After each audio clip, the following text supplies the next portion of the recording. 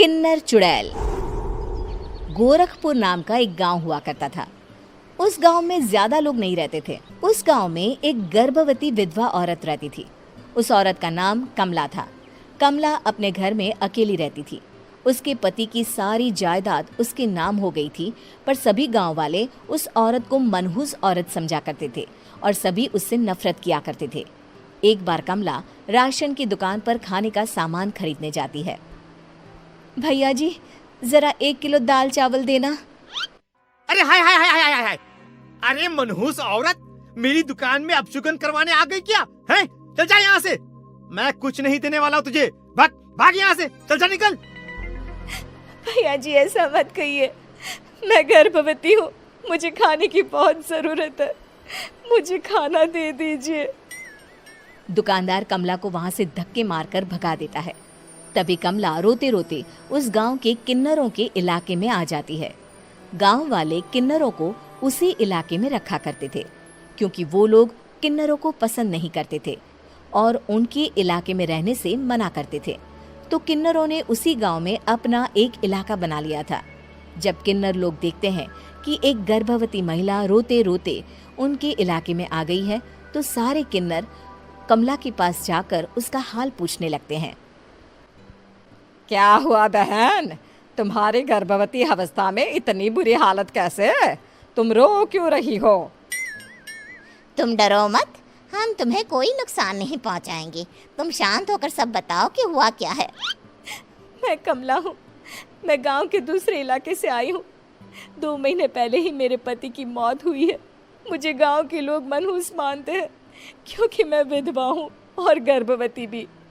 वहाँ के लोग मुझे खाने के लिए कुछ बेचने के लिए भी तैयार नहीं, जिससे मेरा गुजारा नहीं हो रहा था। कोई बात नहीं कमला, हम तुम्हारा ख्याल रखेंगे। किन्नर लोग कमला को एक खाली घर में रहने के लिए जगह दे देते हैं और उसकी देखभाल भी करते हैं। कुछ ही महीने बाद कमला अपने बच्चे को जन्म देती है, पर अफसोस, कमला बच्चे को जन्म देते ही अपनी जान गंवा देती है। जब सब किन्नर बच्चे को देखते हैं तो बहुत खुश हो जाते हैं, क्योंकि वो बच्चा भी किन्नर ही था। कमला ने एक किन्नर बच्चे को जन्म दिया था। अब इस बच्चे की देखभाल कौन करेगा? हम तो इस बच्चे को गांव के दूसरे इलाके में भी नहीं भेज सकते। और तो क्या हुआ, इस बच्चे की माँ नहीं रही तो हम इसे पालेंगे। अब ये हमारे इलाके में रहेगा, हमारे साथ रहेगा। फिर वो किन्नर उस किन्नर बच्चे को गोद ले लेते हैं, उसका नामकरण कराते हैं। उस किन्नर बच्चे का नाम शक्ति रखा जाता है। देखते ही देखते शक्ति बड़ी होने लगती है। उसके रंग रूप बहुत सुंदर थे। वो बहुत सुंदर किन्नर दिखती है। एक दिन शक्ति एक किन्नर से पूछती है, माँ जी सुनिए ना, ये गांव के दूसरे इलाके में भी तो लोग रहते हैं, तो हम वहाँ क्यों नहीं जाते? हम उनसे अलग क्यों रहते हैं? शक्ति, क्योंकि वो लोग हमारे जैसे नहीं, वो लोग हमें पसंद नहीं करते, इसीलिए हम उनसे अलग रहते हैं। क्यों? वो हमें क्यों पसंद नहीं करते? मुझे एक बार उस इलाके में जाना है। मैं एक बार वहाँ जाकर घूम कर आऊं। शक्ति, खबरदार, जो तू उस इलाके में कभी भी गई तो अपनी जान नहीं गंवाना चाहती तो उस इलाके में कभी कदम भी नहीं रखेगी, समझी? इतना कहकर वो किन्नर वहाँ से चली जाती है। शक्ति उस किन्नर की बात सुनकर बहुत रोती है। माँ जी, ऐसा कैसे कह सकती है? उन्होंने इतनी सी बात के लिए मुझे इतना डांटा। अब तो मैं उस इलाके में जरूर जाऊंगी। फिर एक दिन शक्ति गांव के दूसरे इलाके में चुपके से जाती है। ये लोग तो हमारे जैसे ही इंसान हैं, तो ये हमसे नफरत क्यों करते हैं? जब शक्ति उस इलाके में पहुंचती है तो गांव के सारे आदमी उसके रूप से मोहित हो जाते हैं। वो लोग ये अंदाजा नहीं लगा पाते कि वो किन्नर है। शक्ति की सुंदरता देखकर सारे गांव वाले उसकी तारीफ करने लगते हैं। तभी गांव का चक्कर लगाने गांव के जमींदार का बेटा हर्ष वहां पहुंचता है। हर्ष भी दिखने में बहुत सुंदर होता है। जब हर्ष ने शक्ति को देखा तो वो भी उससे मोहित हो गया, और जब शक्ति की नजर हर्ष पर पड़ी तो वो हर्ष को देखकर मोहित हो गई। आपको पहले कभी इस गांव में देखा नहीं। इस गांव में आप नए हैं क्या? जी नहीं, वो मैं बस।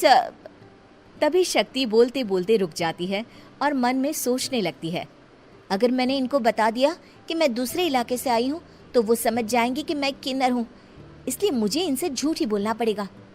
शक्ति हर्ष को कहती है, जी हाँ, मैं इस गांव में नई आई हूँ, यहाँ अकेली रहती हूँ। वैसे आप कौन है? आप भी इसी गांव में रहते हैं? जी हाँ, मैं इस गांव के जमींदार का बेटा हूँ। आपको किसी भी चीज की जरूरत पड़े तो आप मुझे बता देना, मुझे अच्छा लगेगा। ऐसे ही शक्ति और हर्ष एक दूसरे से रोज मिलने लगते। वो दोनों अपने प्यार का इजहार करने एक दूसरे से मिलने जाते हैं। तभी शक्ति का पीछा करते करते एक किन्नर वहां आ जाती है। शक्ति, शक्ति, मैं तुमसे बहुत प्यार करता हूँ। मैं तुमसे शादी करना चाहता हूँ। क्या तुम मुझसे शादी करोगी? हाँ हर्ष, मैं तुमसे शादी करूंगी, पर मैं तुमको अपने बारे में एक सच्चाई बताना चाहती हूँ जो मैंने तुमसे छुपा कर रखी है। तभी उनके बीच में ही वो किन्नर आ जाती है। शक्ति, तेरी हिम्मत कैसे हुई ऐसा करने की? वो किन्नर शक्ति को खींचकर गांव के जमींदार के पास ले जाती है। हर्ष भी वहां शक्ति को बचाने के लिए पहुंच जाता है। जमींदार शक्ति और हर्ष के प्यार के बारे में सुनकर गुस्से में आ जाता है और शक्ति को गांव के बाहर निकालने की सजा देता है। शक्ति ये बात सहन नहीं कर पाती और कुएं में कूदकर अपनी जान दे देती है। जमींदार हर्ष की शादी गांव की एक लड़की से करवा देता है, पर हर्ष इस शादी से खुश नहीं होता। शक्ति अपना बदला लेने के लिए मरने के बाद किन्नर चुड़ैल बन जाती है। अब मैं इन गांव वालों को नहीं छोड़ूंगी, अब इनसे मैं अपने प्यार का बदला लूंगी। किन्नर चुड़ैल गांव वालों को परेशान करना शुरू कर देती है। एक बार वो रात को गांव के खेतों में पहुंच जाती है और वहां आग लगा देती है। सारी फसल जल के राख हो जाती है। जब एक आदमी रात को उठकर देखता है कि खेत में आग लग गई है तो वो वहां पहुंच जाता है। वो देखता है कि खेतों के बीचों बीच एक किन्नर चुड़ैल खड़ी है और वहां खड़े होकर ताली बजा रही है। गांव वाला किन्नर चुड़ैल को देखकर बेहोश हो जाता है। जब सुबह उस आदमी को होश आता है तो वो सीधा जमींदार के पास जाता है। अरे जमींदार साहब, अरे वो किन्नर चुड़ैल ने मेरी सारी फसल जला दी। अब मैं क्या करूंगा? क्या होगा मेरा? जमींदार चुड़ैल किन्नर का नाम सुनते ही सब कुछ समझ जाता है। अब वो बहुत डर जाता है। उसी रात को जब जमींदार डर के मारे अपने कमरे में सो नहीं पाता, तभी वहां अचानक से किन्नर चुड़ैल आ जाती है। किन्नर चुड़ैल जोर जोर से जमींदार के आगे खड़ी होकर हंसने लगती है और ताली बजाने लगती है। जमींदार उस डरावनी किन्नर चुड़ैल को देखकर बहुत डर जाता है। तूने मेरे साथ बहुत बुरा किया, अब मैं तुझे जान से मार दूंगी। नहीं नहीं नहीं नहीं नहीं, मुझे माफ कर दो, मुझे मत मारो। मैं कभी ऐसा दोबारा नहीं करूंगा। अब तुम जो बोलोगी वही मैं करूंगा। ठीक है, मैं चाहती हूँ कि किन्नर इलाका गांव के इलाके से जुड़े और गांव का कोई भी आदमी किन्नर समाज से द्वेष ना करे, उससे नफरत ना करे, नहीं तो मैं सारे गांव को मार दूंगी। और तुम गांव में एक नया कानून बनाओ कि अगर किसी ने भी किन्नर समाज को हानि पहुंचाने की कोशिश भी करी या इनसे भेदभाव करने की भी कोशिश करी तो उनको कड़ी से कड़ी सजा मिलेगी। हाँ हाँ हाँ हाँ, मैं ऐसा ही करूंगा। तुम जो बोलोगी वो मैं करूंगा, पर मुझे जाने दो प्लीज।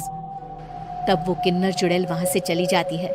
गांव का जमींदार किन्नर चुड़ैल का कहा मानते हुए दोनों इलाकों को एक कर देता है और नया कानून भी लागू कर देता है।